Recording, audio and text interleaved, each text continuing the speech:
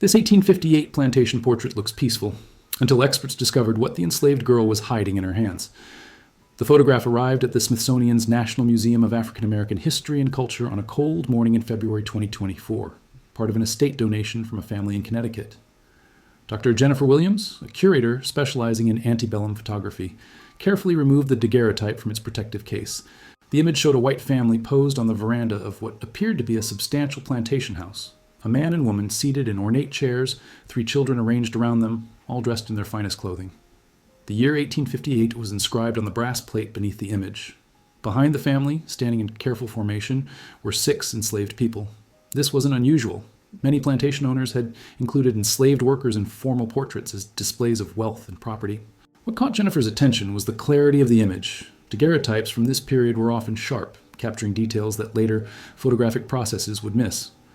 She placed the portrait under high-resolution scanning equipment, a process the museum used to preserve and study historical photographs. As the digital image appeared on her screen, Jennifer began her standard examination, noting clothing styles, architectural details, anything that might help date and contextualize the image more precisely. Then she zoomed in on the faces of the enslaved people in the background. 3 women, 2 men, and a girl who couldn't have been more than 16. They all maintained the carefully neutral expressions typical of such photographs. Submission performed for the camera, dignity held tight beneath compliance. But the girl's hands drew Jennifer's eye. Her arms hung at her sides, fingers loosely clasped together at her waist. Something about the position seemed deliberate, controlled. Jennifer increased the magnification, focusing on the girl's hands. Her breath stopped. Between the girl's fingers, barely visible in the folds of her worn dress, was something small and pale. At this resolution, Jennifer could see it was fabric, a tiny piece of cloth, perhaps 2 inches square, clutched secretly in the girl's palm. Jennifer had examined hundreds of plantation photographs. She'd never seen anything like this. Enslaved people in these portraits were posed by the photographers, positioned to demonstrate subservience and order. They weren't supposed to hold anything, weren't supposed to have possessions of their own. Every detail was controlled by the enslavers. Yet this girl had managed to conceal something in her hands during the exposure, holding it through the long minutes required for a daguerreotype, keeping it hidden from the photographer and the family who owned her. Jennifer leaned closer to her screen, her heart racing. The fabric appeared to have markings on it, lines, possibly symbols. The resolution was good, but not good enough to make out details at this scale. She needed better equipment, specialized analysis. More importantly, she needed to know who this girl was, what she was holding, and why she'd risked hiding it in a photograph that would document her defiance forever. Jennifer contacted Dr. Marcus Chen, a forensic imaging specialist at MIT who had developed advanced enhancement techniques for historical photographs. Within 2 days, Marcus arrived at the museum with portable equipment that could analyze the daguerreotype at microscopic levels. Daguerreotypes are amazing for this kind of work, Marcus explained as he set up his apparatus. They're not photographs in the modern sense. They're images formed on silver-coated copper plates. The level of detail they can capture is extraordinary, often better than what the human eye could see at the time. He positioned the daguerreotype under a specialized microscope connected to computer imaging software. If there's anything written or drawn on that fabric, we should be able to see it. Jennifer watched the monitor as Marcus worked, adjusting light angles and digital filters. The girl's hands appeared on screen, magnified dozens of times beyond their actual size. The piece of fabric became clearer, definitely cloth, possibly cotton or linen, folded multiple times to reduce its size. "There," Marcus said, pointing to the screen. "Do you see those marks?" Jennifer leaned in. On the visible surface of the fabric were thin, dark lines, deliberately drawn. As Marcus adjusted the contrast and sharpness, the lines resolved into shapes. Not random marks, but intentional drawings. "It's a map," Jennifer whispered. Marcus nodded slowly, his fingers moving across the keyboard to enhance different sections of the image. "Not just any map. Look at these symbols." He pointed to small marks along the drawn lines. "Stars. And these could be rivers or roads." Jennifer felt her skin prickle. She'd studied Underground Railroad history extensively. The maps used by freedom seekers were often coded, using natural landmarks and symbols that would mean nothing to enslavers, but everything to those seeking escape routes north. "Can you make out any text?" she asked. Marcus zoomed in further, working with different wavelengths of light to bring out details invisible to normal vision. Faint letters appeared along one edge of the fabric, so small they were barely legible even at this magnification. "MISS," Marcus read slowly. "Mississippi. This is a map of escape routes from Mississippi." Jennifer's mind raced. The plantation house in the photograph had architectural features consistent with the Deep South. If this was Mississippi in 1858, the girl was holding evidence of one of the most dangerous activities imaginable, not just planning escape, but possessing information that could help others escape. "Can you pull up the full image again?" Jennifer asked. "I want to see her face." Marcus switched views, showing the complete daguerreotype. Jennifer studied the girl's expression, neutral, obedient, seemingly unremarkable. But now, knowing what she held in her hands, Jennifer saw something else in those eyes. Not submission, calculation. The girl had known exactly what she was doing, had chosen this moment to preserve evidence of resistance. "How long would the exposure have taken?" Jennifer asked. "For a daguerreotype this sharp in outdoor light? Probably 3 to 5 minutes. She would have had to hold perfectly still the entire time, keeping that map hidden while the image was captured. Or 3 to 5 minutes of absolute stillness, maintaining the performance of compliance while clutching evidence that could get her killed." The courage required was staggering. Jennifer spent the next week immersed in archives, searching for any information about the daguerreotype's origin. The Connecticut family who donated it had inherited the portrait from an ancestor who had married into a Southern family in the 1870s after the Civil War. Their documentation was sparse, but it included a handwritten note stating the image showed the Thornhill Place, Natchez District, Mississippi, 1858. Armed with that name, Jennifer dove into Mississippi plantation records. The Thornhill family had owned a cotton plantation called Fairview, located about 15 miles northeast of Natchez, one of the wealthiest plantation districts in the antebellum South. Property records showed the plantation encompassed over 2,000 acres, and according to the 1860 census, the closest to the photograph's date, enslaved 87 people.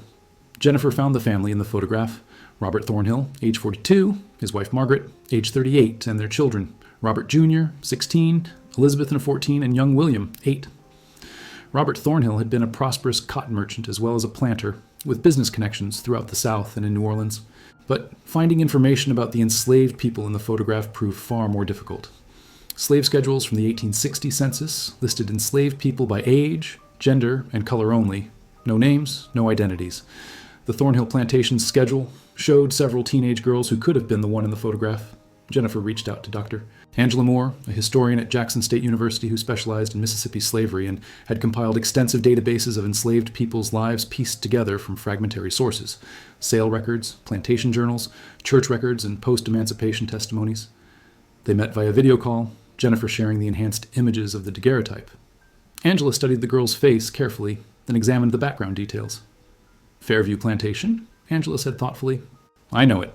The Thornhills were considered progressive by the standards of slaveholders, which meant they were shrewd rather than merely brutal. Robert Thornhill kept detailed journals. They're preserved at the Mississippi Department of Archives and History. He documented plantation operations, including some information about the people he enslaved." "Could we identify her from those journals?" Jennifer asked. "Possibly. The journals include records of births, deaths, sales, and sometimes skills or assignments. If she was in the household or had a specific role, she might be mentioned." Angela paused. "But Jennifer, if that's really a map she's holding, if she was involved in helping people escape, she would have been extraordinarily careful. She wouldn't have left obvious traces." "I need to go to Jackson," Jennifer said. "I need to see those journals." 3 days later, Jennifer sat in the reading room of the Mississippi Department of Archives and History, white cotton gloves on her hands, carefully turning pages of Robert Thornhill's plantation journals. The entries were methodical and cold, reducing human lives to economic calculations, production numbers, purchases, sales, medical expenses. She found entries from 1858, scanning for any mention of teenage girls. Then, in an entry from April 1858, she found something. Sarah, age approx. 16, light work only due to weak constitution. Margaret finds her useful for fine sewing. Marcus's hands trembled as he continued examining the enhanced image. Days of analysis had revealed more details on the tiny map. Routes marked with precision, symbols indicating safe houses, river crossings carefully noted. This wasn't a hastily drawn sketch. It represented knowledge compiled over time, information gathered from multiple sources. Jennifer returned from Mississippi with copies of Robert Thornhill's journals, her mind spinning with what she discovered. Sarah, the girl in the photograph, had been mentioned multiple times in the months leading up to and following the daguerreotype's creation. The references painted a picture of someone seemingly innocuous, a teenage girl with a delicate constitution, kept in the house for sewing work, valued by Margaret Thornhill for her skill with needlework. But there were other entries that troubled Jennifer. In August 1858, just 3 months after the photograph was taken, Thornhill had written, "2 slaves missing from quarter. Daniel and Ruth. Overseer suspects they fled north. Increased vigilance required." And in September, "No word of runaways. $50 reward posted, but no information received. Suspect aid from outside. Will question house servants. Oh! Jennifer sat with Angela in a coffee shop near the archives, spreading out copies of the journal entries and the enhanced images of Sarah's map. 2 people escaped in August 1858, Jennifer said. 3 months after this photograph was taken, and Thornhill suspected inside help. Angela studied the timeline carefully. If Sarah was involved, if she'd helped them escape, she would have been at tremendous risk once Thornhill started investigating. Oh, look at this. Jennifer pointed to another journal entry from October 1858. Overseer reports unusual activities among house servants. Margaret seamstress has been seen in conversation with field hands, despite instructions to remain separate. We'll observe more closely. He was watching her, Angela said quietly. He suspected something. The next entry, from 2 weeks later, confirmed it. Margaret noticed her seamstress carries a small book, claims it contains sewing patterns. The girl is clever, perhaps too clever. Have instructed Overseer to watch her movements. Jennifer felt her chest tighten. Sarah had been carrying something, a book, a record of some kind. Was it connected to the map? Had she been documenting routes, recording information about safe houses and contacts? There's more, Jennifer said, turning to November 1858. Received information from informant regarding seamstress Sarah. Evidence suggests she may have provided aid to runaways. Planned to question her thoroughly, but the girl disappeared overnight. Suspect she was warned. Am investigating who among the house servants alerted her? Angela leaned back, processing the information. Sarah disappeared. She escaped before Thornhill could act on his suspicions. Or she was sold away, Jennifer countered. Or worse, we don't know what happened to her. But we know she was suspected of helping Daniel and Ruth escape, Angela said, pointing to the names in the journal. And we know she possessed this map, this detailed information about escape routes. She wasn't just a passive witness. She was actively involved in resistance. Jennifer looked again at the daguerreotype, at Sarah's carefully neutral expression, at the map clutched secretly in her hands. The photograph had been taken in May 1858. Daniel and Ruth had escaped in August, just 3 months later. Had Sarah given them this map? Had she provided the information that made their escape possible? We need to find out what happened to Daniel and Ruth, Jennifer said. If they made it north, if they survived, there might be records, Freedmen's Bureau documents, church records, testimony from formerly enslaved people. And we need to find out what happened to Sarah, Angela added. Whether she escaped or was punished, whether she survived or not, her story deserves to be told completely. Jennifer and Angela expanded their search, reaching out to Dr. Raymond Foster, a historian at the University of Southern Mississippi who'd spent decades researching the Underground Railroad's operations in the Deep South. Many people assumed the Underground Railroad only operated in border states, but Raymond's work had documented extensive networks even in the heart of plantation country. Mississippi was one of the most dangerous places to attempt escape, Raymond explained during their phone call. You were hundreds of miles from free territory, traveling through some of the most heavily patrolled areas in the South, but people still tried, and some succeeded with help from organized networks. Could a 16-year-old enslaved girl have been part of that network? Jennifer asked. Absolutely. Some of the most effective operatives were young people who white enslavers underestimated. House servants especially had access to information. They heard conversations, saw correspondence, learned about patrol patterns. A clever teenager could gather intelligence while appearing completely submissive. Raymond agreed to travel to Jackson to examine the evidence. When he saw the enhanced images of the map, his expression grew somber and excited at once. This is extraordinary, he said, studying the markings. These symbols, the stars, represent safe houses or points where help could be found. The lines following rivers make sense. Escapees traveled by water when possible to avoid dogs. And look here, he pointed to a small marking. This could be Natchez Under the Hill, the riverfront district. That area had a mixed population, including free black people who sometimes helped freedom seekers. The map shows routes going north and west, Jennifer observed. Right. Not everyone headed straight north. Some went west toward Texas, where they could potentially reach Mexico. Others aimed for Indian Territory, what's now Oklahoma, where some tribes offered refuge. The routes were more complex than simple north to freedom. Raymond pulled out his own research materials, maps he'd compiled of known safe houses and routes in Mississippi. If we can identify specific landmarks on Sarah's map, we might be able to trace the actual routes she was documenting. They spent hours comparing the tiny map to historical geography, identifying rivers, roads, and possible safe locations. The map appeared to show routes from the Natchez area heading northeast toward Tennessee and northwest toward the Mississippi River's major crossing points. This level of detail, Raymond said, suggests Sarah didn't create this alone. This is information compiled from multiple sources, probably over time. She was part of a network, and this map was valuable enough that she risked preserving it. Jennifer thought about the two enslaved people who'd escaped from Fairview in August 1858, Daniel and Ruth. Could this map have helped specific people escape? Almost certainly. Maps like this wouldn't be drawn and hidden for abstract purposes. They were practical tools, meant to be used. Raymond looked at the daguerreotype again, at Sarah's carefully neutral expression. She was probably a courier, someone who passed information between people planning escape. The question is, what happened after those two people fled and Thornhill started investigating? Jennifer felt a chill. Robert Thornhill's journal entry had mentioned questioning house servants. Sarah, clever with her hands, working in the house where she could overhear everything, would have been an obvious target for suspicion. "We need to find out what happened to her," Jennifer said. Angela focused her research on tracing what happened to Sarah after November 1858, when she disappeared from Fairview Plantation. The challenge was enormous. Enslaved people who escaped often changed their names, moved far from their places of origin, and deliberately obscured their pasts to avoid recapture. She started with Freedman's Bureau records from the late 1860s, searching for any Sarah with connections to Natchez or the Fairview area.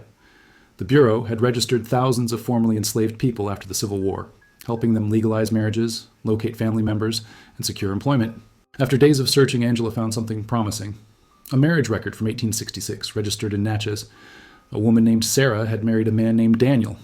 The record noted that both bride and groom were formerly enslaved, and that Daniel had served with the Union Army during the war. Daniel, the same name as one of the people who'd escaped from Fairview in August 1858. Angela immediately called Jennifer. "I think I found her. A Sarah married a Daniel in Natchez in 1866. The record includes an interesting note.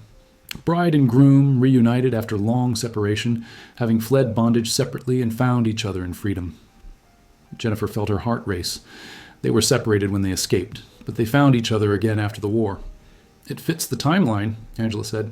"If Sarah helped Daniel escape in August 1858, then had to flee herself in November when Thornhill began investigating, they would have been separated for 8 years, until emancipation made it safe for them to return to Mississippi and search for each other." Jennifer pulled up the enhanced image of the daguerreotype again, studying Sarah's face with new understanding.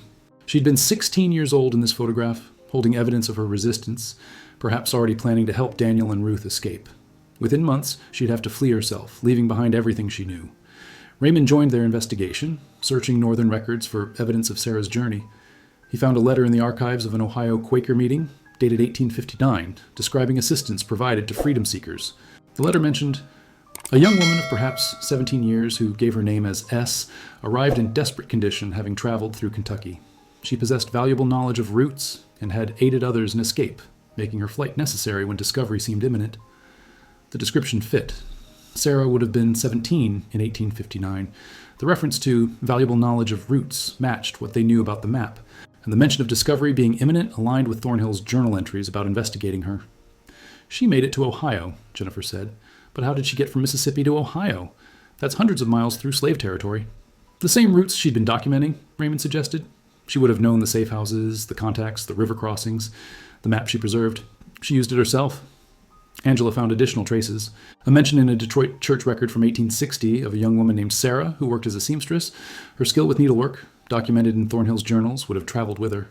A notation in a Canadian census from 1861 listing a black woman, age approximately 19, living in a community of formerly enslaved people near Toronto. She went all the way to Canada, Jennifer realized. After the Fugitive Slave Act, it was the only place truly safe from recapture. But if Sarah had reached Canada by 1861, how had she ended up back in Mississippi to marry Daniel in 1866? Angela found the answer in Freedman's Bureau transport logs. A Sarah traveling from Detroit to Mississippi in 1865, marked as seeking family. "She came back after emancipation," Angela said softly. "She spent years in Canada, safe but separated from everyone she knew, and as soon as the war ended, she came back looking for the people she'd left behind." "Looking for Daniel," Jennifer added. Jennifer knew they needed more than circumstantial evidence to confirm that the Sarah in the 1866 marriage record was the same Sarah from the daguerreotype. They needed descendants, family stories, something that could definitively connect the brave 16-year-old who'd hidden a map in her hands to the woman who'd married Daniel after the war. Angela began tracing the family line through census records and church documents. Sarah and Daniel had stayed in Natchez after their marriage, having 4 children between 1867 and 1874. Daniel worked as a carpenter and Sarah as a dressmaker. her needlework skills serving her well in freedom as they had in bondage. Both had been active in their church and in building schools for black children during Reconstruction. The trail led to Grace Patterson, age 73, living in Jackson. She was Sarah and Daniel's great-great-granddaughter. When Jennifer called and explained her research, Grace's response was immediate. "You need to come see the quilt." 3 days later, Jennifer, Angela, and Raymond sat in Grace's living room, surrounded by family photographs spanning 5 generations. Grace brought out a carefully preserved quilt, folded in acid-free tissue paper. "This was made by my great-great-grandmother Sarah," Grace explained. "It's been passed down through the women in our family for over 150 years. My grandmother told me it was special, that it held secrets." The quilt was beautiful, made from scraps of different fabrics, stitched together in an intricate pattern. But as Grace unfolded it completely, Jennifer gasped. Embroidered in one corner, in tiny, precise stitches, was a map, the same map Sarah had held hidden in her hands in the 1858 daguerreotype. "She recreated it," Jennifer breathed. "After she escaped, after the war, she embroidered the map into this quilt to preserve it." "My grandmother said it was a freedom map," Grace said quietly. "She said our ancestor helped people escape slavery, that she carried information that saved lives, and that she wanted us to remember. She said Sarah told her daughters that the map represented the bravest thing she ever did, not escaping herself, but helping others find their way first." Raymond examined the quilt carefully, comparing it to their photographs of the tiny map in the daguerreotype. "It's identical. Every root, every symbol, every marking. She preserved this deliberately." Angela pointed to additional embroidery along the border of the quilt, names stitched in that same tiny, precise hand. "Daniel, Ruth, James, Elizabeth, Samuel. These must be the names of people the map helped save." Grace nodded. "Grandmother said Sarah told the story of helping 12 people escape before she had to run herself. These are their names, the ones she knew about, anyway. Some she only knew by first name, or by no name at all, just faces in the dark, asking for direction." "Ruth," Jennifer noted. "That was Daniel's sister. She escaped the same night he did, in August 1858. "Sarah helped them both," Grace confirmed.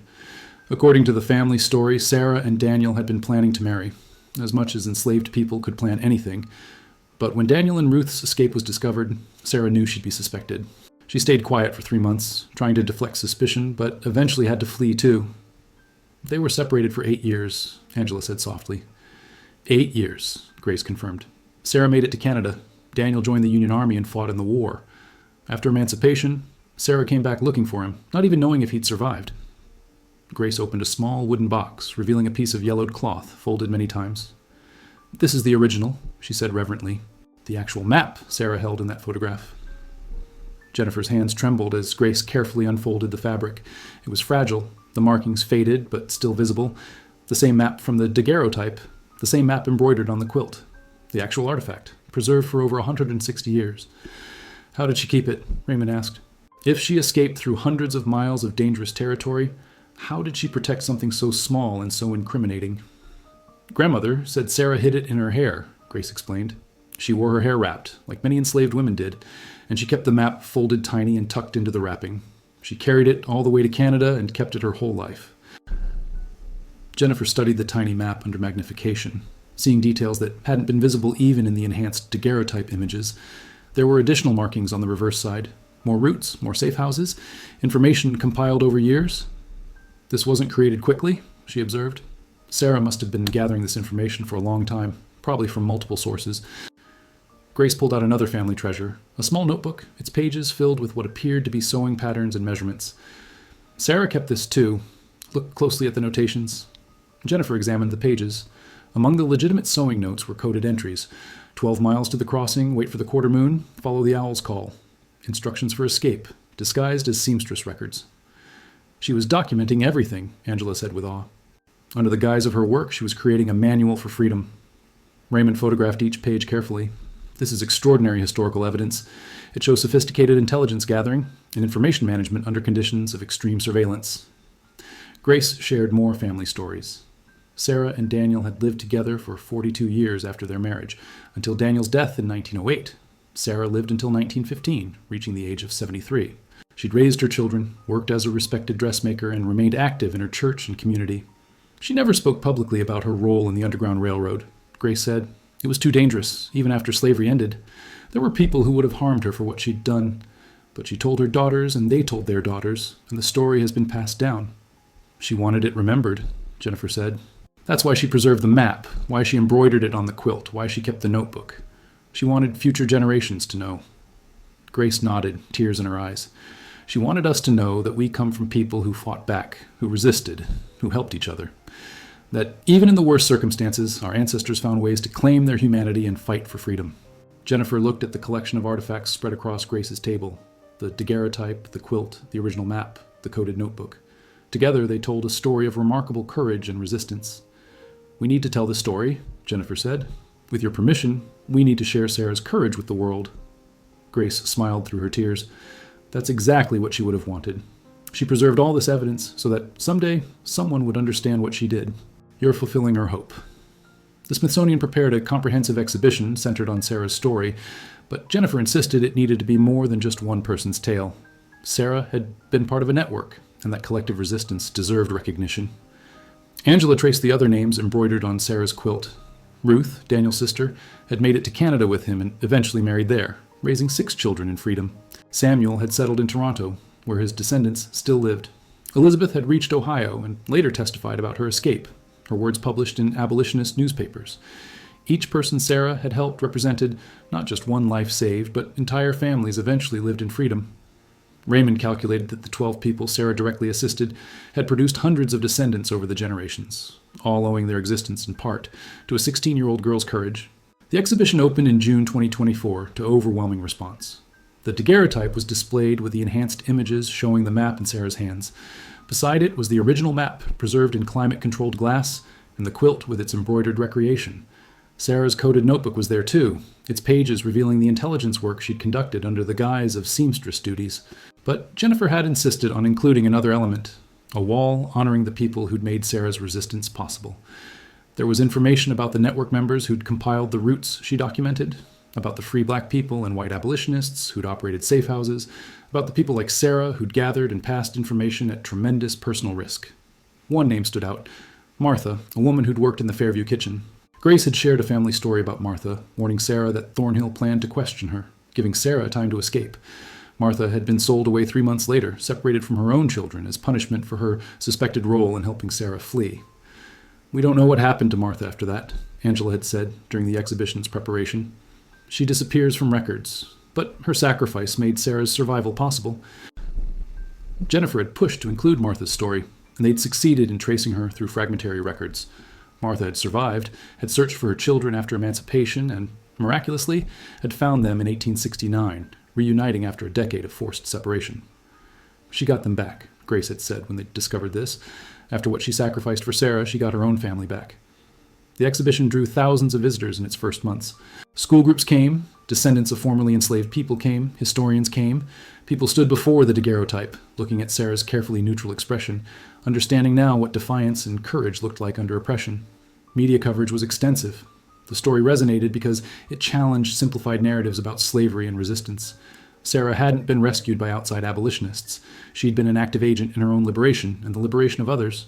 The sophisticated intelligence network she'd been part of demonstrated organizational capacity and strategic thinking that white enslavers had never imagined their bondspeople possessed.